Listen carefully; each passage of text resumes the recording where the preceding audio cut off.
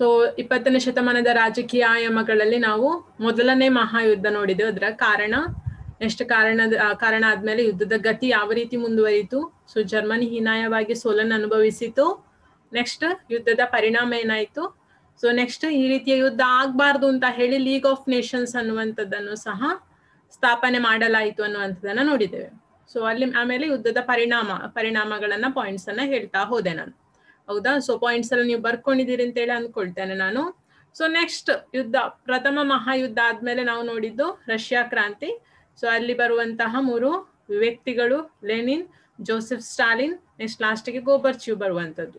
So ಈ ರೀತಿಯಲ್ಲಿ 3 ವ್ಯಕ್ತಿಗಳನ್ನ ನಾವು ರಷ್ಯಾ ಕ್ರಾಂತಿಯಲ್ಲಿ ನೋಡಿರುವಂತದ್ದು.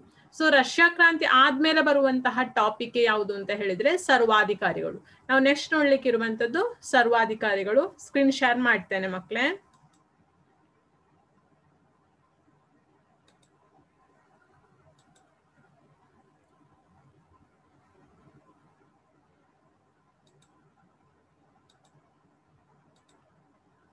ಓಕೆ, ಸರ್ವಾಧಿಕಾರಿಗಳ ಬಗ್ಗೆ ನೋಡ್ತಾ ಹೋಗುವ. ಸರ್ವಾಧಿಕಾರಿಗಳು ಅಂದ್ರೆ ಯಾರು ಅಂತ ಹೇಳಿ. ಸೊ ನಾನು ಇದನ್ನ ಡಿಕ್ಟೇಟರ್ಶಿಪ್ ಅಂತ ಸಹ ಹೇಳ್ತಾರೆ. ಸರ್ವಾಧಿಕಾರಿಗಳ ಬಗ್ಗೆ ನಾನು ತುಂಬಾ ಸಲ ನಿಮಗೆ ಹೇಳಿದ್ದೇನೆ. ಅಂದ್ರೆ ಪೂರ್ತಿ ಆದಂತಹ ಕಂಟ್ರೋಲ್ ಇರ್ತದೆ ಅಲ್ಲಿ, ಪ್ರಜೆಗಳಿಗೆ ಯಾವುದೇ ರೀತಿಯಾದಂತಹ ಅಷ್ಟು ದೊಡ್ಡ ಫ್ರೀಡಮ್ ಅನ್ನುವಂಥದ್ದು ಇರುವುದಿಲ್ಲ. ಕೇಳ್ತಿಲ್ವಾ ವಿಶಾಖ್?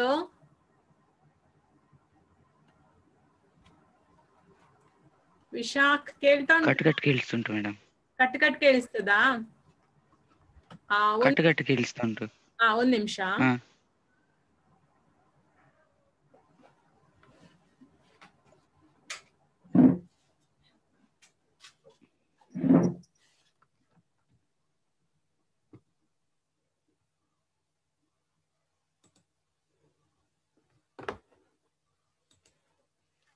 ಈಗ ಕ್ಲಿಯರ್ ಉಂಟಾ? ಕ್ಲಿಯರ್ ಉಂಟು madam. Okay, thank you. Okay, ಸರ್ವಾಧಿಕಾರಿಗಳ ಬಗ್ಗೆ ವಿಶಾಖ್ ಕ್ಲಿಯರ್ ಉಂಟಲ್ಲ? ಕ್ಲಿಯರ್ ಉಂಟು ಮೇಡಮ್.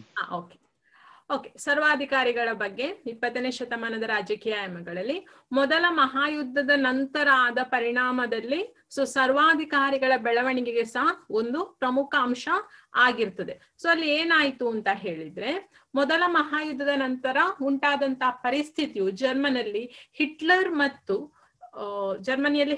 ಮತ್ತು ಇಟಲಿಯಲ್ಲಿ ಮುಸಲೋನಿ ಅನ್ನುವಂತಹ ವ್ಯಕ್ತಿಯ ಸರ್ವಾಧಿಕಾರಿಗಳ ಅಸ್ತಿತ್ವಕ್ಕೆ ಅದು ಕಾರಣ ಆಯಿತು. ಅಂದ್ರೆ ನೆನಪಿಟ್ಟುಕೊಳ್ಳಿ ಯಾವ್ಯಾವ ದೇಶದಲ್ಲಿ ಯಾರ್ಯಾರು ಅಂತ ಹೇಳಿದ್ರೆ, ಜರ್ಮನಿಯಲ್ಲಿ ಬರುವವನು ಹಿಟ್ಲರ್ ಮತ್ತು ಇಟಲಿಯಲ್ಲಿ ಬರುವವನು ಮುಸಲೋನಿ. ಸೊ ಈ ರೀತಿಯ 2 ಡಿಕ್ಟೇಟರ್ಶಿಪ್ ಅಥವಾ ಸರ್ವಾಧಿಕಾರಿಗಳ ಒಂದು ಬೆಳವಣಿಗೆಗೆ ಮೊದಲನೇ ಮಹಾಯುದ್ಧ ಅದು ಕಾರಣ ಆಗಿರುವಂತ. ಅಂದ್ರೆ ಮೊದಲನೇ ಮಹಾಯುದ್ಧದಲ್ಲಿ ಆದಂತಹ ಪರಿಣಾಮದಿಂದಾಗಿ ಆ 2 ವ್ಯಕ್ತಿಗಳು ಆ ಒಂದು ಅಧಿಕಾರವನ್ನ ಗ್ರಹಿಸಿಕೊಂಡ್ರು. ಅದ್ರಲ್ಲಿ ನಾವು ಫಸ್ಟ್ಗೆ ನಾವು ನೋಡ್ಲಿಕ್ಕಿರುವಂತದ್ದು ಯಾರು ಅಂತ ಹೇಳಿದ್ರೆ ಜರ್ಮನಿಯ ಹಿಟ್ಲರ್ ಅನ್ನುವಂತಹ ಸರ್ವಾಧಿಕಾರಿಯ ಬಗ್ಗೆ. ಸೊ ಯಾರಿದು ಹಿಟ್ಲರ್, ಅವನು ಏನಾಗಿದ್ದ ಅನ್ನೋದನ್ನು ನೋಡೋದಿದ್ರೆ, ಜರ್ಮನಿಯ ಚಾನ್ಸಲರ್ ಆಗಿ ನಂತರ ಅಧ್ಯಕ್ಷ ಹಿಡೆನ್ಬರ್ಗ್ ನಿಧನದ ನಂತರ ಸರ್ವಾಧಿಕಾರಿ ಆದವನೇ ಯಾರು ಅಂತ ಹೇಳಿದ್ರೆ ಅವನು ಹಿಟ್ಲರ್. ಅವನು ನಿಜವಾಗಿ ಜರ್ಮನಿಯಲ್ಲಿ ಚಾನ್ಸಲರ್ ಆಗಿ ಸೇವೆಯನ್ನ ನಡೆಸ್ತಾ ಇರುವಂತದ್ದು. ಸೊ ನೆಕ್ಸ್ಟ್ ನಾವು ನೋಡ್ಲಿಕ್ಕಿರುವಂತದ್ದು ಏನು ಅಂತ ಹೇಳಿದ್ರೆ, ಇದು ಹಿಟ್ಲರ್ನ ಬಗ್ಗೆ. ಹಿಡೆನ್ಬರ್ಗ್ ನ ಫೋಟೋ ಸಹ ಅಲ್ಲಿ ಡಿಸ್ಪ್ಲೇ ಮಾಡಿದ್ದೇನೆ. ಹಿಟ್ಲರ್ ಪ್ರಾಬಲ್ಯ ಪಡೆಯುವುದರ ವೇಳೆಗೆ ಜರ್ಮನಿಯಲ್ಲಿ ಕಮ್ಯುನಿಸ್ಟರು ಮತ್ತು ಸೋಷಿಯಲಿಸ್ಟರು ಭ್ರಷ್ಟರಾಗಿದ್ರು. ಆಯ್ತಾ? ಸೊ ಅಲ್ಲಿ ಏನಾಗಿತ್ತು ಅಂತ ಹೇಳಿದ್ರೆ ಜರ್ಮನಿಯ ಪರಿಸ್ಥಿತಿ ಹಾಗಾಗಿತ್ತು. ಏನು ಅಂತ ಹೇಳಿದ್ರೆ, ನಾನು ಫಸ್ಟ್ ನಿಮ್ಗೆ ಲಾಸ್ಟ್ ಕ್ಲಾಸ್ ಅಲ್ಲಿ ಅದ್ರ ಬಗ್ಗೆ ಹೇಳಿದ್ದೇನೆ, ಪ್ರಥಮ ಮಹಾಯುದ್ಧದಲ್ಲಿ ಏನೆಲ್ಲ ಆಯ್ತು ಅಂತ ಹೇಳಿ. ಸೊ ಈ ಹಿನ್ನೆಲೆಯಲ್ಲಿ ಜರ್ಮನ್ ಉದ್ಯಮಿಗಳ ಸಂಪೂರ್ಣ ಸಹಾಯವನ್ನು ಪಡೆದ ಹಿಟ್ಲರ್ ಇವರನ್ನ ದಮಿಸುವಂತಹ ಕೆಲಸವನ್ನ ಮಾಡ್ತಾನೆ. ಅಂದ್ರೆ ಅವನಿಗೆ ಅಗೇನ್ಸ್ಟ್ ಆಗಿದ್ದಂತವರು 2 ಪಾರ್ಟಿಗಳು ಯಾರು ಅಂತ ಹೇಳಿದ್ರೆ ಕಮ್ಯುನಿಸ್ಟರ್ ಮತ್ತು ಸೋಷಿಯಲಿಸ್ಟರ್ ಅಲ್ಲಿ ಭ್ರಷ್ಟರಾಗಿದ್ರು. ಸೊ ಅವರನ್ನ ಹಿಂದಕ್ಕೆ ಹಾಕ್ಬೇಕು ಅಥವಾ ಅವರನ್ನ ಸ್ವಲ್ಪ ಹಿಂದೆ ಸರಿಸ್ಬೇಕು ಅಂತ ಹೇಳಲಿಕ್ಕೆ ಅವನು ಯಾರ ಸಹಾಯವನ್ನ ಪಡ್ಕೊಳ್ತಾನೆ ಅಂತ ಹೇಳಿದ್ರೆ ಜರ್ಮನಿಯ ಉದ್ಯಮಿಗಳ ಸಹಾಯವನ್ನು ಪಡ್ಕೊಳ್ಳುವಲ್ಲಿ ಯಶಸ್ವಿ ಆಗ್ತಾನೆ. ಕಾರ್ಮಿಕರ ಸಂಘಗಳನ್ನಲ್ಲಿ ಏನ್ ಮಾಡ್ತಾನೆ ಅಂತ ಹೇಳಿ ರದ್ದುಗೊಳಿಸ್ತಾನೆ. ಆ ರೀತಿಯ ಸಂಘಗಳನ್ನೆಲ್ಲವನ್ನು ಸಹ ಅವನು ರದ್ದುಗೊಳಿಸುವಂತಹ ಕೆಲಸವನ್ನ ಮಾಡ್ತಾನೆ. ರಾಜಕೀಯ ಪಕ್ಷಗಳನ್ನು ಸಹ ನಿಷೇಧಿಸುವಂತ ಕೆಲಸ ಮಾಡ್ತಾನೆ. ಯಾತಕ್ಕೋಸ್ಕರ ಅವನು ಈ ರೀತಿಯ ಕೆಲಸ ಮಾಡ್ತಾನೆ ಅಂತ ಹೇಳಿದ್ರೆ, ಯಾತಕ್ಕೋಸ್ಕರ ಅವನು ಹೀಗೆ ಕೆಲಸ ಮಾಡುದು ಅಂತ ಹೇಳಿದ್ರೆ ಅವನ ವಿರುದ್ಧವಾಗಿ ಯಾರು ಸಹ ತಿರುಗಿ ಬರಬಾರ್ದು ಅನ್ನುವಂತಹ ಕಾರಣಕ್ಕೋಸ್ಕರ ಕಾರ್ಮಿಕರ ಸಂಘಗಳನ್ನ ಮಾಡ್ತಾನೆ, ರಾಜಕೀಯ ಪಕ್ಷಗಳನ್ನು ಸಹ ನಿಷೇಧಿಸುವಂತ ಕೆಲಸವನ್ನ ಮಾಡ್ತಾನೆ. ನಾಜಿ ಪಕ್ಷ ಅನ್ನುವಂಥದ್ದು ಏಕೈಕ ಪಕ್ಷ ಜರ್ಮನಿಯಲ್ಲಿ ಇರಬೇಕು. ಯಾಕೆ ಒಂದೇ ಪಕ್ಷ ಇದ್ರೆ ಅವನ ವಿರುದ್ಧ ತಿರುಗಿ ಬೀಳೋರು ಅಷ್ಟೊಂದು ಜನ ಇರುವುದಿಲ್ಲ ಅನ್ನುವಂತಹ ಕಾರಣಕ್ಕೋಸ್ಕರ ಅವನು ಆ ಕೆಲಸವನ್ನ ಮಾಡ್ತಾನೆ. ಸೊ ಆ ಪಕ್ಷ ಇಂಪಾರ್ಟೆಂಟ್, ನಾಜಿ ಪಕ್ಷ, ಅದನ್ನೊಂದು ಟಿಕ್ ಮಾಡಿಕೊಳ್ಳಿ. ನಾಜಿ ಪಕ್ಷ ಏಕೈಕ ರಾಜಕೀಯ ಪಕ್ಷವನ್ನ ಘೋಷಿಸಿದ. ನಾಜಿ ಪಕ್ಷ ಯಾರ್ದು ಅಂತ ಹೇಳಿದ್ರೆ ಅದು ಹಿಟ್ಲರ್ ಇದ್ದು, ಜರ್ಮನಿಯಲ್ಲಿ ಅಸ್ತಿತ್ವವನ್ನ ಪಡ್ಕೊಂಡಂತಹ ಒಂದು ಪಕ್ಷ. ಅದು ಒಂದೇ ಪಕ್ಷ, ಅದು ಬಿಟ್ಟು ಬೇರೆ ಯಾವುದೇ ಪಕ್ಷಗಳು ಜರ್ಮನಿಯಲ್ಲಿ ಅಸ್ತಿತ್ವವನ್ನ ಹೊಂದಿರ್ಲಿಲ್ಲ. ಸೊ ಅವನು ತುಂಬಾ ಯಾರನ್ನ ಹೇಟ್ ಮಾಡ್ತಿದ್ದ ಅಥವಾ ದೂಷಿಸ್ತಿದ್ದ ಅಂತ ಹೇಳಿದ್ರೆ ಯಹೂದಿಗಳನ್ನು. ಸೊ ಜರ್ಮನಿಯಲ್ಲಿ ಯಹೂದಿಗಳಿಗೆ ಯಾವುದೇ ರೀತಿಯ ಸ್ಥಾನಮಾನವನ್ನ ನೀಡ್ತಿರ್ಲಿಲ್ಲ. ಅವನು ಕಂಪ್ಲೀಟ್ ಆಗಿ ಯಹೂದಿಗಳನ್ನ ಶೋಷಿಸುವಂತಹ ಕೆಲಸವನ್ನ ಮಾಡ್ತಾನೆ, ಅವರನ್ನ ಕಂಟ್ರೋಲ್ ಮಾಡಿ ಇಟ್ಟುಕೊಂಡಿರ್ತಾನೆ. ಸೊ ಅವ್ರ ಭಯ ಮತ್ತು ಊಹಾತ್ಮಕ ವಿಚಾರಗಳನ್ನು ಬಿತ್ತಿ ಜನರನ್ನ ಭೀತಿಗೊಳಪಡಿಸ್ತಾನೆ. ಅಂದ್ರೆ ಯಹೂದಿಗಳಿಂದ ಏನು ಆಗುದಿಲ್ಲ ಅನ್ನುವಂತ ರೀತಿಯಲ್ಲಿ. ಸೊ ಅವನು ಯಾವುದನ್ನ ಹಾಗಾದ್ರೆ ಸರ್ವಶ್ರೇಷ್ಠ ಅಂತ ಹೇಳ್ತಾನೆ ಅಂತ ಹೇಳಿದ್ರೆ, ಜಗತ್ತಿನಲ್ಲಿ ಜರ್ಮನ್ ಆರ್ಯ ಜನಾಂಗವೇ ಶ್ರೇಷ್ಠ ಎಂಬ ಜನಾಂಗವಾದವನ್ನ ಮುಂದಿಟ್ಟು ಪ್ರಬಲವಾಗಿ ಬೆಳೆಯುವಲ್ಲಿ ಹಿಟ್ಲರ್ ಮುನ್ನುಗ್ತಾ ಹೋಗ್ತಾನೆ. ಸೊ ಯಹೂದಿಗಳು ಅವರ ಆಳ್ವಿಕೆಗೆ ಯೋಗ್ಯರಲ್ಲ, ಸೊ ಅವರನ್ನ ಶೋಷಿಸುವಂತ ಕೆಲಸವನ್ನ ಮಾಡ್ತಾನೆ. ಹಾಗಾದ್ರೆ ಯಾವುದು ಶ್ರೇಷ್ಠ ಹಿಟ್ಲರ್ನ ಪ್ರಕಾರ ಅಂತ ಹೇಳಿದ್ರೆ ಜರ್ಮನ್ ಆರ್ಯ ಜನಾಂಗವೇ. ನೀವೀಗ ಪಾಯಿಂಟ್ ಹೇಗೆ ಬರ್ಕೊಳ್ಬೇಕು ಅಂತ ಹೇಳಿದ್ರೆ, ಹಿಟ್ಲರ್ನ ಪ್ರಕಾರ ಜರ್ಮನ್ ಆರ್ಯ ಜನಾಂಗವೇ ಶ್ರೇಷ್ಠ ಅಷ್ಟೇ ಬರೆದ್ರೆ ಸಾಕು ಪಾಯಿಂಟ್ಸ್ ಅಲ್ಲಿ ನೀವು. ಶ್ರೇಷ್ಠ ಅವನ್ ಏನ್ ಮಾಡ್ತಾನೆ, ಇನ್ನೊಂದೇನ್ ಬರಿಬಹುದು ಅಂತ ಹೇಳಿದ್ರೆ ಯಹೂದಿಗಳನ್ನು ನಿಯಂತ್ರಿಸಿದನು ಮತ್ತು ಶೋಷಣೆಗೆ ಒಳಪಡಿಸಿದನು. ಆ ಪಾಯಿಂಟ್ ಅನ್ನು ಸಹ ನೀವು ಬರ್ಕೊಳ್ಬಹುದು. ನೆಕ್ಸ್ಟ್ ಹಿಟ್ಲರ್ನ ವಾದಗಳಲ್ಲಿ ಯಾವುದು ಬರ್ತದೆ ಅಂತ ಹೇಳಿದ್ರೆ ಅವನ ಪಕ್ಷ ನಾಜಿ ಪಕ್ಷ. ಸೊ ಆದ್ರಿಂದ ಅವನ ವಾದವು ಸಹ ಯಾವುದು ಅಂತ ಹೇಳಿದ್ರೆ ನಾಜಿವಾದ. ಸೊ ನಾಜಿ ಪಕ್ಷ. ನೆಕ್ಸ್ಟ್ ಅವನು ಅನುಸರಿಸಿದಂತಹ ವಾದ ನಾಜಿವಾದ. ಅದನ್ನು ಪಾಯಿಂಟ್ ಬರೀರಿ. ಹಿಟ್ಲರ್ ಅನುಸರಿಸಿದ್ದು ನಾಜಿವಾದ. ಸೊ ಕ್ವಶನ್ ಹೇಗೆ ಬರ್ತದೆ ಅಂತ ಹೇಳಿದ್ರೆ, ಹಿಟ್ಲರ್ನ ಬಗ್ಗೆ ಬರೀರಿ ಅಂತ ಹೇಳಿ ಬರ್ತದೆ, ಅಥವಾ ಹಿಟ್ಲರ್ನ ನಾಜಿವಾದದ ಪರಿಕಲ್ಪನೆಯನ್ನು ತಿಳಿಸಿ ಅಂತ ಹೇಳಿ ಸಹ ಬರ್ಬೋದು, ಅಥವಾ ನಾಜಿವಾದದ ಅಂಶಗಳನ್ನು ಬರೆಯಿರಿ ಅಂತ ಹೇಳಿ ಸಹ ಬರ್ಬೋದು, ಅಥವಾ ಈ ರೀತಿ ಬರ್ಬೋದು. ಹಿಟ್ಲರ್ನ ನಾಜಿವಾದವು ಜರ್ಮನಿಯನ್ನು ಯಾವ ರೀತಿಯಲ್ಲಿ ನಿಯಂತ್ರಿಸಿತು, ಆ ರೀತಿಯಲ್ಲಿ ಬೇರೆ ಬೇರೆ ರೀತಿಯಲ್ಲಿ ಅದಕ್ಕೆ ಸಂಬಂಧಿಸಿದಂತಹ ಕ್ವಶನ್ಸ್ ಬರುವ ಸಾಧ್ಯತೆಗಳು ಇರ್ತದೆ. ಸೊ ಆನ್ಸರ್ ಒಂದೇ ಆಗಿರ್ತದೆ. ಸೊ ಏನು ಇದರ ನಾಜಿವಾದದ ಮೂಲ ಅಂಶ ಏನು ಅಂತ ಹೇಳಿದ್ರೆ, ಸೊ ಜಗತ್ತಿನಲ್ಲಿ ಶ್ರೇಷ್ಠವಾದಂತಹ ಜನಾಂಗ ಅಂತ ಹೇಳಿ ಒಂದಿದ್ರೆ ಅದು ಕೇವಲ ಆರ್ಯ ಜರ್ಮನ್ ಜನಾಂಗ ಅನ್ನುವಂಥದ್ದು ನಾಜಿವಾದದ ಬಹಳ ಪ್ರಪ್ರಥಮವಾದಂತಹ ಅಂಶ ಆಗಿರ್ತದೆ. ಸೊ ಅವರ ಪ್ರಕಾರ ಏನು ಅಂತ ಹೇಳಿದ್ರೆ, ಇಡೀ ಜಗತ್ತಿನಲ್ಲಿ ಶ್ರೇಷ್ಠವಾದಂತಹ ಒಂದು ಜನಾಂಗ ಅಂತ ಹೇಳಿದ್ರೆ ಅದು ಕೇವಲ ಆರ್ಯ ಜರ್ಮನ್ ಜನಾಂಗ ಅಂತ ಹೇಳಿ, ಅದು ನಾಜಿವಾದದ ಬಹಳ ಮೂಲ ಪರಿಕಲ್ಪನೆ ಆಗಿರುವಂತದ್ದು. ಅವರು ಮಾತ್ರ ಆಳ್ವಿಕೆಗೆ ಯೋಗ್ಯರು ಅನ್ನುವಂಥದ್ದು. ಸೊ ಜಗತ್ತನ್ನು ಆಳ್ವಿಕೆ ಮಾಡಲು ಕೇವಲ ಆರ್ಯ ಜರ್ಮನರು ಅಥವಾ ಜರ್ಮನರು ಮಾತ್ರ ಯೋಗ್ಯರು. ಅಂದ್ರೆ ಇಡೀ ಜಗತ್ತು ಜರ್ಮನ್ನ ಕಂಟ್ರೋಲ್ ಅಲ್ಲಿ ಬರ್ಬೇಕು ಅನ್ನುವಂಥದ್ದು ಹಿಟ್ಲರ್ನ ಉದ್ದೇಶ ಆಗಿರ್ತದೆ. ಉಳಿದ ಜನಾಂಗಗಳು ಕೇವಲ ಯಾತಕ್ಕಿರುವುದು ಅಂತ ಹೇಳಿದ್ರೆ ಆಳಿಸಿಕೊಳ್ಳಿಕ್ಕೆ, ಅಂದ್ರೆ ರೂಲಿಂಗ್ ಮಾಡುವಂಥದ್ದು ಜರ್ಮನ್, ಅವರ ಅಂಡರ್ ಅಲ್ಲಿ ಇರ್ಲಿಕ್ಕೆ ಮಾತ್ರ ಉಳಿದಂತ ಜನರು ಅಥವಾ ಉಳಿದಂತ ಜನಾಂಗ ಯೋಗ್ಯರು ಅನ್ನುವಂಥದ್ದು ಹಿಟ್ಲರ್ನ ವಾದ ಆಗಿರ್ತದೆ. ಜರ್ಮನರ ಎಲ್ಲ ಸಮಸ್ಯೆಗಳಿಗೆ ಯಾರು ಕಾರಣ ಅಂತ ಹೇಳಿ ಹಿಟ್ಲರ್ ಹೇಳ್ತಾನೆ ಅಂತ ಹೇಳಿದ್ರೆ ಯಹೂದಿಗಳು. ಜರ್ಮನಿಗೆ ಏನೆಲ್ಲ ಸಮಸ್ಯೆ ಬಂದಿದೆ, ಈಗ ಪ್ರಥಮ ಮಹಾಯುದ್ಧದಲ್ಲಿ ಸೋತದಿರ್ಬೋದು ಅಥವಾ ಬೇರೆಲ್ಲ ಕಾರಣ ಏನೇನು ಸಮಸ್ಯೆಗಳಿಗೆ ಕಾರಣ ಯಾರು ಅಂತ ಹೇಳಿದ್ರೆ ಹಿಟ್ಲರ್ನ ಪ್ರಕಾರ ಅದು ಯಹೂದಿಗಳು. ಸೊ ಆ ಒಂದು ಕಲ್ಪನೆಯನ್ನು ಅವನ್ ಏನ್ ಮಾಡ್ತಾನೆ ಅಂತ ಹೇಳಿದ್ರೆ ಜರ್ಮನ್ನ ಜನರಿಗೆ, ಸೊ ಆರ್ಯ ಜನಾಂಗದವರಿಗೆ ತುಂಬಾ ತಲುಪಿಸುವಂತ ಕೆಲಸವನ್ನು ಮಾಡ್ತಾನೆ. ಯಾಕೆ ಎಲ್ರೂ ಸಹ ಯಹೂದಿಗಳನ್ನ ಹೇಟ್ ಮಾಡ್ಲಿ, ದ್ವೇಷಿಸ್ಲಿ ಅನ್ನುವಂತಹ ಒಂದು ಕಾರಣಕ್ಕೋಸ್ಕರ. ಇವರ ಜೊತೆಗೆ ಕಮ್ಯುನಿಸ್ಟರು, ಕ್ಯಾಥೋಲಿಕರು, ಸೋಷಿಯಲಿಸ್ಟರು ಸಹ ಕಾರಣ ಅಂತ ಹೇಳಿ ಆಯ್ತಾ. ಯಹೂದಿ ಜನಾಂಗದವರು ಹೇಗೂ ಕಾರಣ, ಅವರ ಜೊತೆಗೆ ಕಮ್ಯುನಿಸ್ಟರು, ಕ್ಯಾಥೋಲಿಕರು, ಸೋಷಿಯಲಿಸ್ಟರು ಆ ವಾದಗಳನ್ನಿರುವವರು ಅಥವಾ ಆ ಒಂದು ಜನಾಂಗದವರು ಸಹ ಸೊ ಈ ಒಂದು ಜರ್ಮನ್ನ ಸಮಸ್ಯೆಗೆ ಕಾರಣ ಅನ್ನುವಂಥದ್ದನ್ನ ಹೇಳ್ತಾನೆ. ಸೊ ಎಲ್ಲಿಯ ಮಟ್ಟಿಗೆ ಅವರನ್ನ ದ್ವೇಷಿಸ್ತಾನೆ ಅಂತ ಹೇಳಿದ್ರೆ ಅವರು ಬದುಕ್ಲಿಕ್ಕೂ ಸಹ ಯೋಗ್ಯರಲ್ಲ ಅನ್ನುವಂತಹ ರೀತಿಯಲ್ಲಿ ಅವನು ಆ ರೀತಿಯ ಒಂದು ಪರಿಕಲ್ಪನೆಯನ್ನ ಹೇಳ್ತಾನೆ. ಅದಕ್ಕೋಸ್ಕರ ಅವನು ಅನೇಕ ಯಹೂದಿಗಳನ್ನ ಕೊಲ್ಲುವಂತಹ ಕೆಲಸವನ್ನು ಸಹ ಮಾಡ್ತಾ ಹೋಗ್ತಾನೆ. ಯಾರು? ಹಿಟ್ಲರ್. ಆಯ್ತಾ. ಸೊ ಬದುಕಲು ಯೋಗ್ಯರಲ್ಲ. ಸೊ ಈ ರೀತಿಯಾಗಿ ರೂಪುಗೊಂಡ ಉಗ್ರ ರಾಷ್ಟ್ರೀಯವಾದವು ಅತ್ಯಂತ ಅಮಾನುಷವಾಗಿ ಜಾರಿಗೆ ಬಂದಿತ್ತು. ಎಲ್ಲಿ ಅಂತ ಹೇಳಿದ್ರೆ ಅದು ಜರ್ಮನ್ ನಲ್ಲಿ. ಜನಾಂಗೀಯ ದ್ವೇಷವನ್ನ ಪ್ರಸಾರ ಮಾಡಲು ಗೋಬೆಲ್ಸ್ ಅನ್ನುವ ವಿಶೇಷವಾದ ಮಂತ್ರಿಯನ್ನು ಅವನು ನೇಮಕ ಮಾಡ್ತಾನೆ. ಅದು ಇಂಪಾರ್ಟೆಂಟ್ ಆಗಿರ್ತದೆ ಮಕ್ಕಳೇ, ಗೋಬೆಲ್ಸ್. ಸೊ ತುಂಬಾ ಇಂಪಾರ್ಟೆಂಟ್, ನಿಮಗೆ TST ಗೂ ಕೇಳ್ಬೋದು, ಫೈನಲ್ ಎಕ್ಸಾಮಿಗೆ ಸಹ ಕೇಳ್ಬೋದು. ಅದನ್ನೊಂದು ಪಾಯಿಂಟ್ ಅನ್ನ ನೋಟ್ ಮಾಡಿಕೊಳ್ಳಿ. ಜನಾಂಗೀಯ ದ್ವೇಷವನ್ನು ಪ್ರಸಾರ ಮಾಡಲು ಹಿಟ್ಲರ್ ಬಳಸಿದಂತಹ ವಿಶೇಷವಾದಂತಹ ಮಂತ್ರಿ ಯಾವುದು, ಅಥವಾ ವಿಶೇಷವಾದ ಮಂತ್ರಿ ಯಾರನ್ನ ನೇಮಕ ಮಾಡಿದನು ಅಂತ ಹೇಳಿದ್ರೆ ಗೋಬೆಲ್ಸ್. ತುಂಬಾ ಇಂಪಾರ್ಟೆಂಟ್ ಆಗಿರ್ತದೆ, ಹೆಚ್ಚಾಗಿ ಕೇಳ್ತಾರೆ. ಅದನ್ನ ಟಿಕ್ ಮಾಡಿಕೊಳ್ಳಿ, ಗೋಬೆಲ್ಸ್ ಅಂಡರ್ಲೈನ್ ಮಾಡಿಕೊಳ್ಳಿ, ಇಂಪಾರ್ಟೆಂಟ್ ಅಂತ ಹೇಳಿ ನೋಟ್ ಮಾಡಿಕೊಳ್ಳಿ. ಗೋಬೆಲ್ಸ್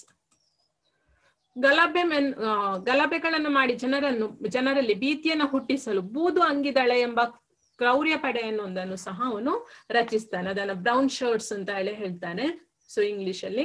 ಸೊ ಅದು ಸಹ ಇಂಪಾರ್ಟೆಂಟ್. ಹಿಟ್ಲರ್ ಬಳಸಿದಂತಹ ಒಂದು ಕ್ರೌರ್ಯ ಪಡೆ ಯಾವುದು ಅಂತ ಹೇಳಿದ್ರೆ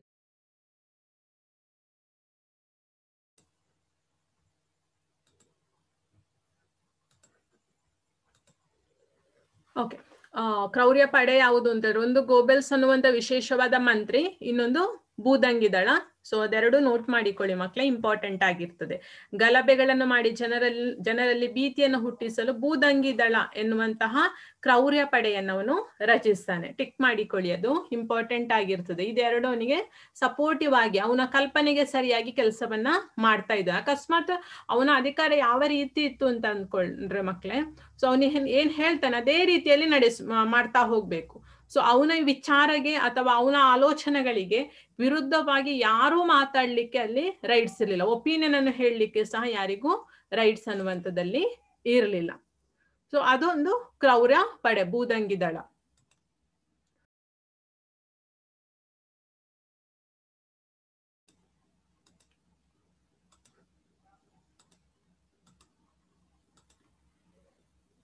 ಸೊ ಅವನು ಯಾವ ರೀತಿಯಲ್ಲಿ ಕೊಲ್ತಾನೆ ಅನ್ನುವಂಥದ್ದಕ್ಕೆ, ಸೊ ಈ ನಿಟ್ಟಿನಲ್ಲಿ ಅವನ್ ಏನ್ ಮಾಡ್ತಾನೆ, ಅವನ ವಿಚಾರಗೆ ಅವನ ಥಿಂಕಿಂಗ್ಗೆ ಯಾರಾದ್ರೂ ವಿರುದ್ಧವಾಗಿ ಹೋದ್ರೆ ಅವರನ್ನ ಯಾವುದೇ ರೀತಿಯ ಕರುಣೆ ಇಲ್ಲದೆ ಅವರನ್ನ ಕೊಲ್ತಾ ಇದ್ದ. ಸೊ ಸಾಮೂಹಿಕ ಕೊಲೆಗಳು ಮತ್ತು ನರಭೇದಗಳು ಚರಿತ್ರೆಯಲ್ಲಿ ಅತ್ಯಂತ ಒಂದು ಕುಖ್ಯಾತಿಯನ್ನು ಪಡೆದಂತಹ ಒಂದು ವಿಚಾರ ಆಗಿದೆ ಅಂತ ಹೇಳಿ ಹೇಳ್ಬೋದು. ಅಷ್ಟೊಂದು ಕ್ರೂರವಾದಂತಹ ರೀತಿಯ ಆಡಳಿತವನ್ನ ಹಿಟ್ಲರ್ ಜರ್ಮನಿಯಲ್ಲಿ ಮಾಡ್ತಾ ಇದ್ದ. ಒಂದು ಅಂದಾಜಿನ ಪ್ರಕಾರ ಏನ್ ಹೇಳ್ತಾರೆ ಅಂತ ಹೇಳಿದ್ರೆ, ಸುಮಾರು 6 ಮಿಲಿಯನ್ ಯಹೂದಿಗಳನ್ನು, ಕೋಟಿಗೂ ಹೆಚ್ಚು ಇತರ ಜನರನ್ನು ಅವನ ವಿಚಾರಕ್ಕೆ ಅನುಗುಣವಾಗಿ ಕೊಲೆಯನ್ನ ಮಾಡ್ತಾನೆ. ಸೊ ಇವನ ಸಾಮೂಹಿಕ ಕಗ್ಗಲೆಗಳನ್ನು ಹೋಲೋಕಾಸ್ಟ್ ಎಂದು ಕರೆಯಲಾಗಿದೆ. ಅದು ಇಂಪಾರ್ಟೆಂಟ್ ಮಕ್ಕಳೇ, ಹೋಲೋಕಾಸ್ಟ್, ಗೋಬೆಲ್ಸ್ ಹೋಲೋಕಾಸ್ಟ್, ಬೂದಂಗಿ ದಳ. ಸೊ ಅವನ ಇದರಲ್ಲಿ ಬರುವಂತಹ ಪ್ರಮುಖ ಅಂಶಗಳದು. ಸೊ ಹಿಟ್ಲರ್ ಮಾಡಿದ ಸಾಮೂಹಿಕ ಕಗ್ಗೊಲೆಗಳನ್ನು ಹೋಲೋಕಾಸ್ಟ್ ಅಂತ ಹೇಳಿ ಕರೀತಾರೆ. ಟಿಕ್ ಮಾಡಿಕೊಳ್ಳಿ, ಬರ್ಕೊಳ್ಳಿ ಅದನ್ನು.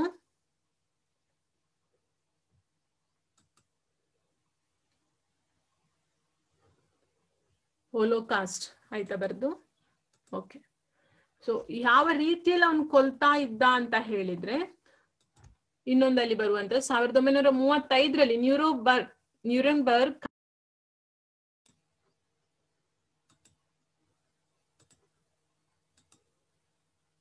ಓಕೆ. ಸೊ ಅವನ ಕಾನೂನು 1935ರಲ್ಲಿ ನ್ಯೂರೆಂಬರ್ಗ್ ಕಾನೂನುಗಳನ್ನು ಹಿಟ್ಲರ್ ಜಾರಿಗೊಳಿಸ್ತಾನೆ. ಅದನ್ನು ಟಿಕ್ ಮಾಡಿಕೊಳ್ಳಿ ಮಕ್ಕಳೇ. ಅದು ಬಂದಂತದ್ದು 1935ರಲ್ಲಿ, 2ನೇ ಮಹಾಯುದ್ಧಕ್ಕಿಂತ ಮುಂಚೆ ಅವನ ಆ ರೀತಿಯ ಒಂದು ಕಾನೂನನ್ನ ಜಾರಿಗೆ ತಂದನು. ಸೊ ಅವನು ಯಾವ ರೀತಿಯಲ್ಲಿ ಕೊಲ್ತಾ ಇದ್ದ ಅಂತ ಹೇಳಿದ್ರೆ, ಅವನ ಕಾನೂನು ಯಾವ ರೀತಿ ಇತ್ತು ಅಂದ್ರೆ ಅಷ್ಟೇ ಕ್ರೂರವಾಗಿತ್ತು. ಅವನ ಥಿಂಕಿಂಗ್ ನ ರೀತಿಯಲ್ಲಿ ಅವನ ಕಾನೂನು ಇತ್ತು. ಸೊ ಊಟ ನೀರು ಯಾವುದನ್ನು ನೀಡದೆ ಗುಲಾಮ ರೀತಿಯಲ್ಲಿ ದುಡಿಸಿಕೊಳ್ಳುವ ಕಾನ್ಸಂಟ್ರೇಷನ್ ಕ್ಯಾಂಪ್ಸ್ ಅಂತ ಆ ಒಂದು ಕ್ಯಾಂಪ್ ಅಲ್ಲಿ, ಆ ಕ್ಯಾಂಪಿಗೆ ಹೆಸರೇನು ಅಂತ ಹೇಳಿದ್ರೆ ಕಾನ್ಸಂಟ್ರೇಷನ್ ಕ್ಯಾಂಪ್ ಅಂತೇಳಿ. ಅಲ್ಲಿ ಏನ್ ಮಾಡ್ತಿದ್ರು, ಊಟ ತಿಂಡಿ ನೀರು ಏನನ್ನು ಕೊಡ್ಲಿಕ್ಕಿಲ್ಲ. ಸೊ ಆಗ ಆಟೋಮೆಟಿಕಲ್ ಅವ್ರು ಏನಾಗ್ತಾರೆ, ಅವ್ರು ಸತ್ತು ಹೋಗ್ತಾರೆ. ಸೊ ಅಂತ ಕ್ಯಾಂಪ್ ಅಲ್ಲಿ ಏನ್ ಮಾಡುದು ಅಂತ ಹೇಳಿದ್ರೆ, ಯಾವ ರೀತಿಯಲ್ಲಿ ಕೊಲ್ತಾ ಇದ್ರು ಅಂತ ಹೇಳಿದ್ರೆ, ಆ ಕ್ಯಾಂಪ್ ಇದ್ದದ್ದೇ ಅದಕ್ಕೋಸ್ಕರ. ಗಾಳಿ ಬೆಳಕಿಲ್ಲದೆ ಗ್ಯಾಸ್ ಚೇಂಬರ್ಗಳಲ್ಲಿ ಮಕ್ಳು ಎಕ್ಸಿಟ್ ಆಗ್ಬೇಡಿ, ಆಗ ಕಟ್ ಆಗ್ತಾ ಇರ್ತದೆ, ನೀವು ಹಾಗೆ ಇರಿ. ಓಕೆ. ಸೊ ಯಾವುದನ್ನು ಕೊಡದೆ ಅವರನ್ನಲ್ಲಿ ಸಾಯಿಸುವಂಥದ್ದು, ಗ್ಯಾಸ್ ಚೇಂಬರ್ ಅಲ್ಲಿ ವಿಷಗಾಳಿಯನ್ನ ಬಿಟ್ಟು ಒಂದು ಕೊಲ್ಲುವಂತಹ ಒಂದು ಇದನ್ನ ಮಾಡ್ತಿದ್ದ. ಅದು ಆ ಒಂದು ಕ್ಯಾಂಪಿಗೆ ಹೆಸರು ಏನು ಅಂತ ಹೇಳಿದ್ರೆ ಕಾನ್ಸಂಟ್ರೇಷನ್. ಅದನ್ನ ಟಿಕ್ ಮಾಡಿಕೊಳ್ಳಿ, ಕಾನ್ಸಂಟ್ರೇಷನ್ ಕ್ಯಾಂಪ್. ಕಾನ್ಸಂಟ್ರೇಷನ್ ಕ್ಯಾಂಪ್ ಅಂತ ಹೇಳಿದ್ರೆ ಸೊ ಅಲ್ಲಿ ಊಟ ತಿಂಡಿ ಯಾವುದನ್ನು ಕೊಡದೆ ಗ್ಯಾಸ್ ಚೇಂಬರ್ಗಳಲ್ಲಿ ಜನರನ್ನ ಹಾಕಿ ವಿಷಗಾಳಿಯನ್ನ ಬಿಟ್ಟು ಅಲ್ಲಿ ಜನರನ್ನ ಕೊಲ್ಲುವಂತಹ ಒಂದು ಕ್ಯಾಂಪ್. ಅದು ಅಷ್ಟೊಂದು ಭಯಾನಕವಾದಂತಹ ಒಂದು ಕ್ಯಾಂಪ್. ಅದು ಹಿಟ್ಲರ್ ತಂದಂಥದ್ದು. ಗ್ಯಾಸ್ ಚೇಂಬರ್ ಯಾವ ರೀತಿ ಇತ್ತು ಅಂತ ಹೇಳಿ. ಹೆಚ್ಚು ಕೊಲ್ತಿದ್ದವನು ಯಾರನ್ನು ಅಂತ ಹೇಳಿದ್ರೆ ಯಹೂದಿಗಳನ್ನು. ಇಷ್ಟು ಮಾತ್ರ ಅಲ್ಲದೆ ಸೊ ಇನ್ನು ಏನ್ ಮಾಡ್ತಾ ಇದ್ದ ಅಂತ ಹೇಳಿದ್ರೆ ಸಾಮೂಹಿಕವಾಗಿ ಗುಂಡಿಟ್ಟು ಜನರನ್ನ ಕೊಲ್ಲುವಂತ ಕೆಲಸವನ್ನ ಮಾಡ್ತಾ ಇದ್ದ. ಸೊ ಈ ರೀತಿಯಲ್ಲಿ ಜರ್ಮನಿಯಲ್ಲಿ ಅನೇಕ ಜನರನ್ನು, ಅನೇಕ ಯಹೂದಿಗಳನ್ನು, ಅನೇಕ ಇತರೆ ಜನರುಗಳನ್ನು ಹಿಟ್ಲರ್ ಏನ್ ಮಾಡ್ತಾನೆ ಅಂತ ಹೇಳಿದ್ರೆ ಯಾವುದೇ ಮಾನವೀಯತೆ ಇಲ್ಲದೆ ಅವರನ್ನ ಕೊಲ್ಲುವಂತಹ ಕೆಲಸವನ್ನ ಅವನು ಮಾಡ್ತಾನೆ. ಸೊ ಈ ರೀತಿಯಾಗಿ ಮಕ್ಕಳೆನ್ನದೆ, ಮಹಿಳೆಯರೆನ್ನದೆ, ಮುದುಕರೆನ್ನದೆ ಎಲ್ಲರನ್ನ ಸಾಮೂಹಿಕವಾಗಿ ಅವನೇನ್ ಮಾಡ್ತಾ ಇದ್ದ ಅಂತ ಹೇಳಿದ್ರೆ ಅವನೊಂದು ಪಡೆ ಇತ್ತಲ್ಲ ಅದರ ಮೂಲಕ ಕೊಲ್ಲುವಂತಹ ಕೆಲಸವನ್ನ ಹಿಟ್ಲರ್ ಮಾಡ್ತಾ ಇದ್ದ. ಇಡೀ ಪ್ರಭುತ್ವ ಯಂತ್ರವನ್ನು ನರಭೇದ ನಡೆಸಲು ಬಳಸಿ ಅವನು ಹೇಗೆ ಅಂದ್ರೆ ಅವನ ಥಿಂಕಿಂಗ್ ಏನು ಅಂತ ಹೇಳಿದ್ರೆ ನನ್ನಲ್ಲಿ ಅಧಿಕಾರ ಹೆಚ್ಚಾದ ಕೂಡಲೇ ನಾನೇನ್ ಮಾಡ್ಬೋದು ಅಂತ ಹೇಳಿದ್ರೆ ಸುಪ್ರೀಂ ಆಗ್ಬೋದು, ನಾನೊಬ್ಬ ಶ್ರೇಷ್ಠ ವ್ಯಕ್ತಿ ಆಗ್ಬೋದು ಅನ್ನುವಂತಹ ಒಂದು ತಪ್ಪು ಕಲ್ಪನೆ ಯಾರ್ದಾಗಿತ್ತು ಅಂತ ಹೇಳಿದ್ರೆ ಹಿಟ್ಲರ್ ಇದ್ದಾಗಿತ್ತು. ಅವನಿಗೆ ಜಗತ್ತನ್ನು ಗೆಲ್ಬೇಕು ಅಂತ ಹೇಳಿತ್ತು. ಜಗತ್ತನ್ನು ಗೆಲ್ಲಕ್ಕೆ ಅವನು ಹಿಡಿದಂತಹ ದಾರಿ ಇದಾಗಿತ್ತು. ಸೊ ಅವನು ಇನ್ನೊಂದು ಏನು ಅವನ ಕಲ್ಪನೆ ಅಂತ ಹೇಳಿದ್ರೆ ಜರ್ಮನರ ಆರ್ಯ ಜನಾಂಗೀಯ ಶ್ರೇಷ್ಠತೆಯನ್ನು ಜಾರಿಗೊಳಿಸಬೇಕೆನ್ನುವಂತಹ ಒಂದು ಮಹತ್ವಾಕಾಂಕ್ಷೆ ಇತ್ತು. ಸೊ ಅವನ ಈ ರೀತಿಯ ಥಿಂಕಿಂಗ್ ಎರಡನೇ ಮಹಾಯುದ್ಧಕ್ಕೆ ಕಾರಣ. ಒಂದು ಜರ್ಮನ್ ಅಲ್ಲಿ ಹಿಟ್ಲರ್ ಮಾಡಿದಂತಹ ಒಂದು ಕೃತ್ಯ, ನೆಕ್ಸ್ಟ್ ಅವನ ಒಂದು ಥಿಂಕಿಂಗ್ ಆರ್ಯ ಜರ್ಮನ್ ಜನಾಂಗವೇ ಶ್ರೇಷ್ಠ ಅನ್ನುವಂತಹ ಒಂದು ಥಿಂಕಿಂಗ್, ಜಗತ್ತನ್ನು ಗೆಲ್ಬೇಕು ಅನ್ನುವಂತಹ ಅವನ ಇನ್ನೊಂದು ಅಭಿಲಾಷೆ ಅಥವಾ ಅವನ ಒಂದು ನಿರೀಕ್ಷೆ ಅಥವಾ ಅವನ ಒಂದು ಯೋಚನೆ ಏನಿತ್ತು ಅದು ಎರಡನೇ ಮಹಾಯುದ್ಧಕ್ಕೆ ಕಾರಣ ಆಗಿರ್ತದೆ. ಸೊ ಹಿಟ್ಲರ್ನ ಜನಾಂಗೀಯ ದ್ವೇಷದ ಅಧ್ಯಾಯವು ಯುದ್ಧದಲ್ಲಿ ಅವನ ಸಾವಿನೊಂದಿಗೆ ಏನಾಗ್ತದೆ ಅಂತ ಹೇಳಿ ಅಂತ್ಯ ಆಗ್ತದೆ. ಸೊ ಹಿಟ್ಲರ್ನ ಥಿಂಕಿಂಗ್ ಅಥವಾ ಹಿಟ್ಲರ್ ತಂದಂತಹ ಅನೇಕ ವಾದ ಸಿದ್ಧಾಂತಗಳು ಎರಡನೇ ಮಹಾಯುದ್ಧಕ್ಕೆ ಬಹಳ ಮುಖ್ಯವಾದಂತಹ ಒಂದು ಕಾರಣ ಆಗ್ತದೆ. ಸೊ ಇದಿಷ್ಟು ಜರ್ಮನ್ನ ಸರ್ವಾಧಿಕಾರಿಯಾದಂತಹ ಒಂದು ಹಿಟ್ಲರ್. ಅವನಷ್ಟು ಕ್ರೂರವಾದಂತಹ ವ್ಯಕ್ತಿ ಯಾರು ಇಲ್ಲ ಅಂತ ಹೇಳ್ಬೋದು. ಅಷ್ಟೊಂದು ಅಮಾನುಷವಾದಂತಹ ಮಾನವೀಯತೆ ಇಲ್ಲದಂತಹ ಕೃತ್ಯಗಳನ್ನು ಅವನು ಜರ್ಮನ್ ನಲ್ಲಿ ಮಾಡಿದ್ದಾನೆ. ಯಾತಕ್ಕೋಸ್ಕರ ತಾನು ಶ್ರೇಷ್ಠನಾಗ್ಬೇಕು, ತಾನು ಜಗತ್ತನ್ನು ಗೆಲ್ಬೇಕು, ಆರ್ಯ ಜರ್ಮನ್ ಜನಾಂಗವೇ ಶ್ರೇಷ್ಠ ಅಂತ ಹೇಳಿ ಆಗ್ಬೇಕು ಅನ್ನುವಂತ ಕಾರಣಕ್ಕೆ ಅವನು ಈ ರೀತಿ ಎಲ್ಲ ಕೃತ್ಯಗಳನ್ನ ಮಾಡ್ತಾ ಹೋಗ್ತಾನೆ. ನೆಕ್ಸ್ಟ್ ನಾವು ಇಟಲಿಯ ಸರ್ವಾಧಿಕಾರಿಯ ಬಗ್ಗೆ ನೋಡುವ. ಸೊ ಅದೇ ಯಾರು ಅಂತ ಹೇಳಿದ್ರೆ ಅದು ಮುಸೋಲಿನಿ. ಇಟಲಿಯ ಮುಸೋಲಿನಿ ಟಿಕ್ ಮಾಡಿಕೊಳ್ಳಿ ಹೆಡ್ಡಿಂಗ್. ನೆಕ್ಸ್ಟ್ ಟಾಪಿಕ್ ಇದು ಮುಸೋಲಿನಿ.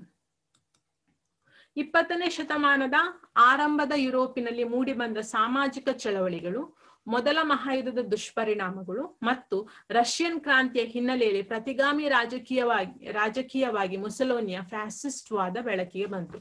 ಅಲ್ಲಿ ಮಕ್ಕಳೇ ಹಿಟ್ಲರ್ ಇದ್ದದ್ದು ನಾಜಿವಾದ. ಸೊ ಮುಸೋಲಿನಿದ್ದು ಇರುವಂತದ್ದು ಯಾವುದು ಅಂತ ಹೇಳಿದ್ರೆ ಫ್ಯಾಸಿಸ್ಟ್ ವಾದ. ಅದನ್ನ ಬರ್ಕೊಳ್ಳಿ. ಫ್ಯಾಸಿಸ್ಟ್ ವಾದ ಯಾರ ಕಲ್ಪನೆ ಅಂತ ಹೇಳಿದ್ರೆ ಅದು ಮುಸೋಲಿನಿ. ಅದೆರಡನ್ನ ಕನ್ಫ್ಯೂಸ್ ಮಾಡಬೇಡಿ. ನಾಜಿವಾದ, ನಾಜಿ ಪಕ್ಷ ಎರಡು ಜರ್ಮನಿಯ ಹಿಟ್ಲರ್ ಇದ್ದು. ನೆಕ್ಸ್ಟ್ ಇಟಲಿಯ ಮುಸೋಲಿನಿದ್ದು ಫ್ಯಾಸಿಸ್ಟ್ ವಾದ.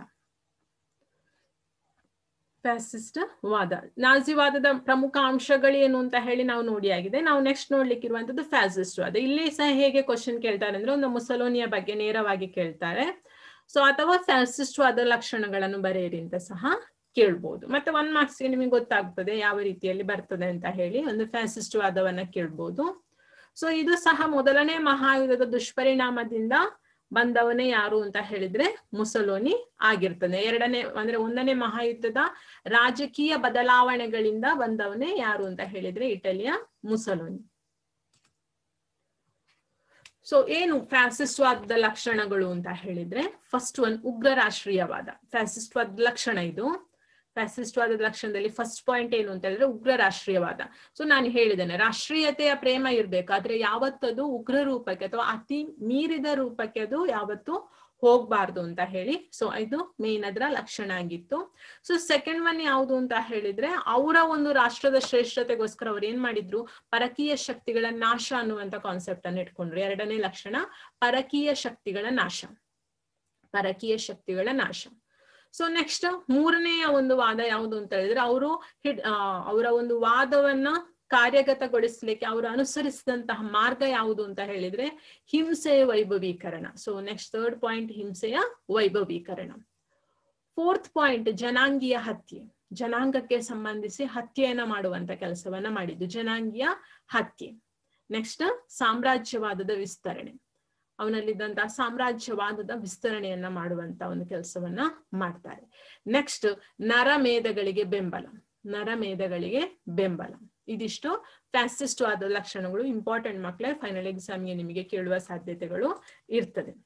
ನೆಕ್ಸ್ಟ್ ಮುಸೋಲಿನಿಯ ಬಗ್ಗೆ ನೋಡ್ತಾ ಹೋಗುವ. 1922ರಿಂದ ಅಂದ್ರೆ ಪ್ರಥಮ ಮಹಾಯುದ್ಧದ ನಂತರ, ಪ್ರಥಮ ಮಹಾಯುದ್ಧ 1918ಕ್ಕೆ ಮುಗ್ದಿದ್ದ, ಹೌದಾ?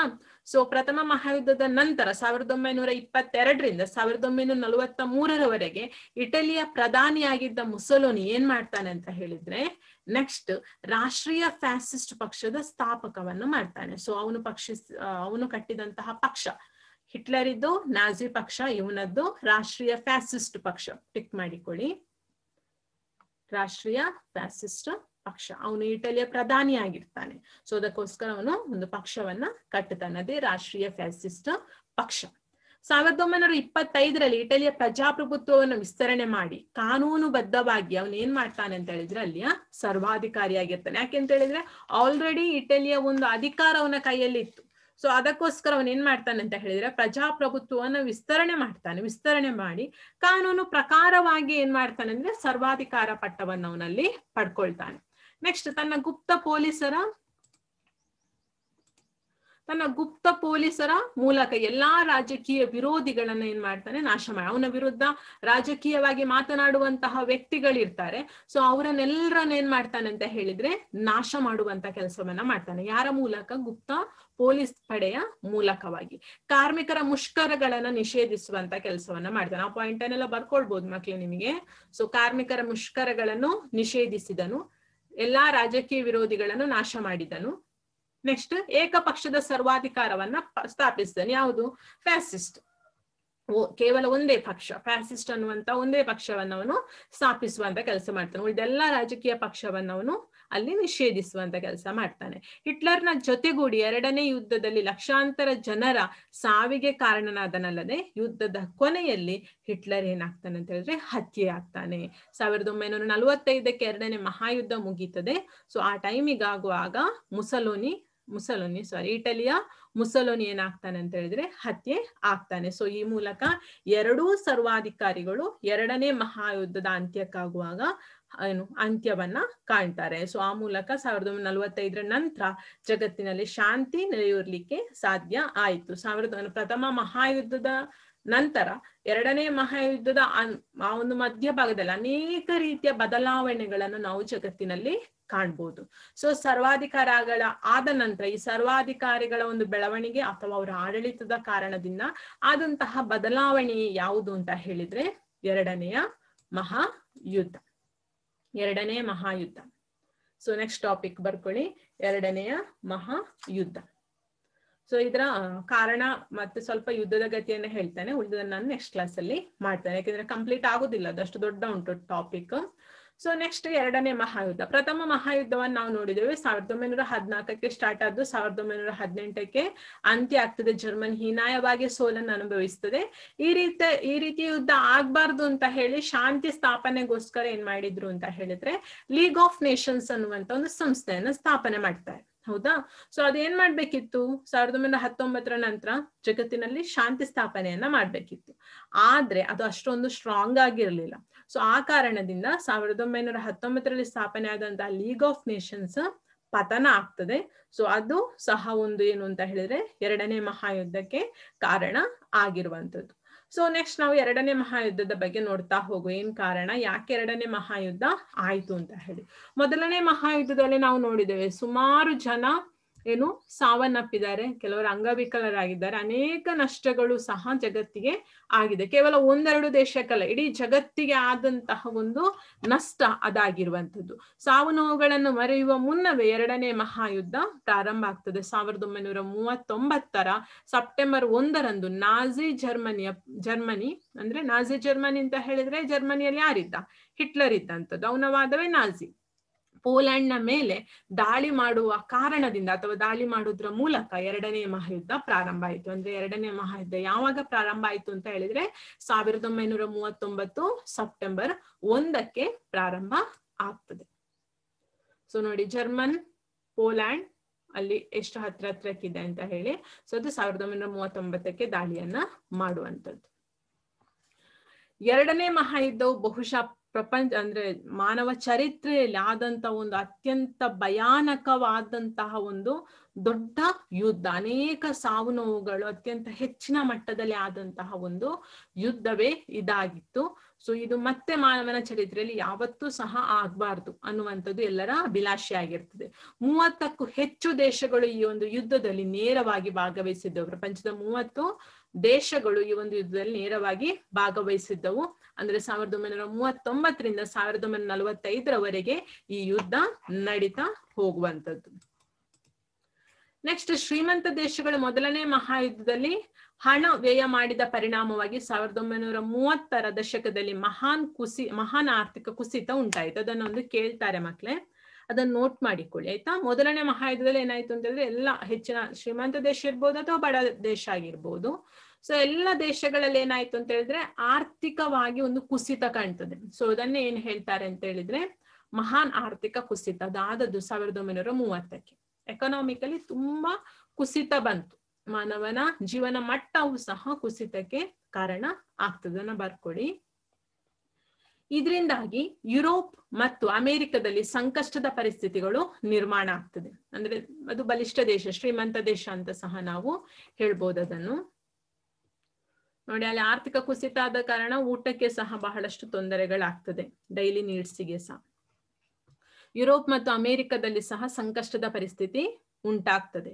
ಜನರ ಜೀವನ ಮಟ್ಟ ಏನಾಗ್ತದೆ ಅಂತ ಹೇಳಿದ್ರೆ ಬಹಳ ಕುಸಿತವನ್ನ ಕಾಣ್ತದೆ. ಸೊ ಅದನ್ನ ಬರ್ಕೊಳ್ಳಿ ಮಕ್ಳೇ. ಮಹಾಕುಸಿತದಿಂದ ಆದಂತಹ ಪರಿಣಾಮದಲ್ಲಿ ಫಸ್ಟ್ ಒನ್, ಜನರ ಜೀವನ ಮಟ್ಟ ತೀವ್ರವಾಗಿ ಕುಸಿಯಿತು.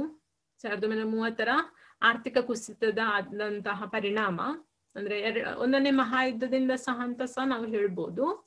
ಜನರ ಜೀವನ ಮಟ್ಟ ತೀವ್ರವಾಗಿ ಕುಸಿಯಿತು. ಸೆಕೆಂಡ್ ಪಾಯಿಂಟ್, ಕೈಗಾರಿಕೆ ಮತ್ತು ಕೃಷಿ ಬೆಳವಣಿಗೆ ಸ್ಥಗಿತವಾಯಿತು.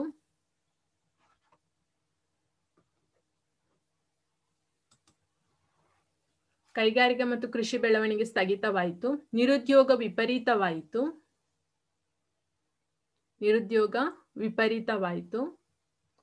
ಸೊ ಇದಿಷ್ಟು ಬರ್ತದೆ ಅದರಲ್ಲಿ ಪಾಯಿಂಟ್ಸ್ಗಳು. ನಿರುದ್ಯೋಗ ಸಹ ವಿಪರೀತ ಆಯ್ತು ಅಂತ ಆಟೋಮೆಟಿಕಲಿ ಆಗ ಜನರು ಅವರ ಡೈಲಿ ನೀಡ್ಸಿಗೆ ನಮಗೆ ಬೇಕಾದಂತ ದಿನನಿತ್ಯ ಆಹಾರ, ವಸತಿ ಇದಕ್ಕೆಲ್ಲದಕ್ಕೂ ಸಹ ನಮಗೆ ಕಷ್ಟ ಆಗ್ತಾ, ಅಂದ್ರೆ ಜಗತ್ತಿನಲ್ಲಿ ಕೆಲವು ದೇಶಗಳಲ್ಲಿ ದೊಡ್ಡ ಕಷ್ಟವಾಯಿತು ಅಂತ ಹೇಳಿ ಹೇಳ್ಬೋದು.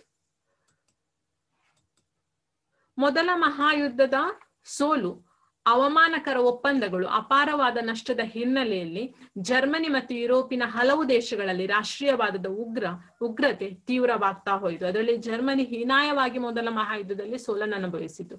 ಸೊ ಅದಕ್ಕೋಸ್ಕರ ಅವರನ್ನ ಯಾರು ಸೋಲಿಸಿದ್ರು ಆ ದೇಶಗಳ ವಿರುದ್ಧ ದ್ವೇಷ ಮನೋಭಾವ ಜರ್ಮನಿಯಲ್ಲಿ ಹೆಚ್ಚಾಗಿತ್ತು. ಅದು ಜರ್ಮನಿಯಲ್ಲಿ ಮಾತ್ರ ಅಲ್ಲ, ಯುರೋಪಿನ ಕೆಲವು ದೇಶಗಳಲ್ಲಿ ಸಹ ಅದು ಹೆಚ್ಚಾಗಿತ್ತು. ಇಟಲಿಯಲ್ಲಿ ಸಹ ಅದೇ ರೀತಿಯ ಮನೋಭಾವ ಇತ್ತು.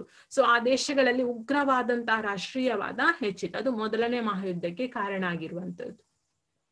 ಜರ್ಮನಿ ಮತ್ತು ಯುರೋಪಿನ ಇತರ ದೇಶಗಳ ಬೃಹತ್ ಕೈಗಾರಿಕೋದ್ಯಮಗಳು ಉಗ್ರ ರಾಷ್ಟ್ರೀಯತೆಯನ್ನು ಬೆಳೆಸಲು ದೊಡ್ಡ ಪ್ರಮಾಣದಲ್ಲಿ ಹಣವನ್ನ ನೀಡಿದ್ರು. ಅಂದ್ರೆ ಆ ಉಗ್ರ ರಾಷ್ಟ್ರೀಯವಾದದ ಥಿಂಕಿಂಗ್ ಯಾರಲ್ಲಿ ಉಂಟು, ಸೊ ಅದಕ್ಕೆ ಪೂರಕವಾಗಿ ಯಾರೆಲ್ಲ ಕೆಲಸಗಳನ್ನು ಮಾಡ್ತಾರೋ ಸೊ ಅವರಿಗೆ ಹಣವನ್ನು ನೀಡಲಿಕ್ಕೆ ಪ್ರಾರಂಭ ಮಾಡಿದ್ರು ಬೃಹತ್ ಕೈಗಾರಿಕೋದ್ಯಮಗಳು. ಇದನ್ನೇ ಬಳಸಿಕೊಂಡು ಸೇಡಿನ ಮತ್ತು ದುರಾಭಿಮಾನದ ಚಳವಳಿಗಳು ಅಲ್ಲಿ ಬೆಳೀತಾ ಹೋಗ್ತದೆ.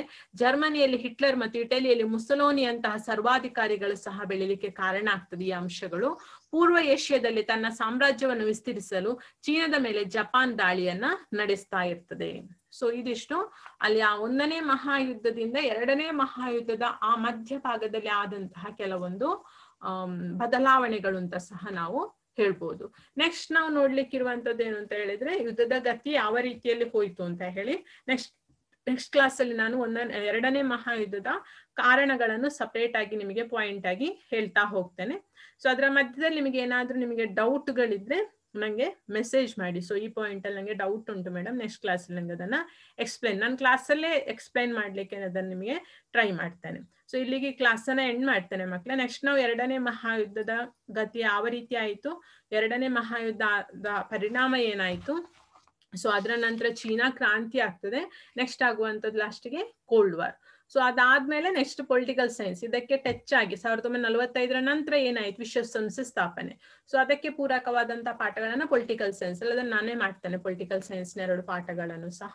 ಸೊ ಇಲ್ಲಿಗೆ ಈ ಕ್ಲಾಸ್ ಅನ್ನ ಎಂಡ್ ಮಾಡ್ತೇನೆ, ಆಯ್ತಾ? Thank you. ಆದಷ್ಟು ಎಲ್ಲರೂ ಸಹ ಏನ್ ಮಾಡೋದು ಒಳ್ಳೇದು ಅಂತ ಹೇಳಿದ್ರೆ ಕ್ಲಾಸಿಗೆ ಜಾಯಿನ್ ಆಗೋದು ಒಳ್ಳೇದು ಮಕ್ಳೇ. ನೋಡಿ ಈಗ ಇರುದು ಕೇವಲ 4 ಮಂದಿ, ಉಳ್ದವ್ರು ಎಲ್ಲಿ ಹೋಗಿದ್ದಾರೆ ಅಂತ ಹೇಳಿ ಗೊತ್ತಿಲ್ಲ, ಹೌದಾ? ಸೊ ಆದಷ್ಟು ಜಾಯಿನ್ ಆಗ್ಲಿಕ್ಕೆ ಹೇಳಿ, ಪಾಯಿಂಟ್ಸ್ ಅನ್ನ ನಂಗೆ ಮೆಸೇಜ್ ಮಾಡಿ. ಕೆಲವರೆಲ್ಲ ಕಳಿಸ್ಲೇ ಇಲ್ಲ ಇಷ್ಟರ ತನಕ. ಸೊ ವಿಶಾಖ್ ಇವತ್ತು ಕಳಿಸ್ತೀನಿ ಅಂತ ಹೇಳಿ ಅನ್ಕೊಳ್ತೇನೆ ನಾನು, ಆಯ್ತಾ? ವಿಶಾಖ್ ಕಳಿಸಾಯ್ತಣ್ಣ ಇವತ್ತು ನೋಟ್ಸ್ ಪಾಯಿಂಟ್ ಬರ್ದದ್ದನ್ನು. Okay, thank you. ಆಯ್ತು, ಕ್ಲಾಸ್ ಎಂಡ್ ಮಾಡ್ತೇನೆ. Thank you.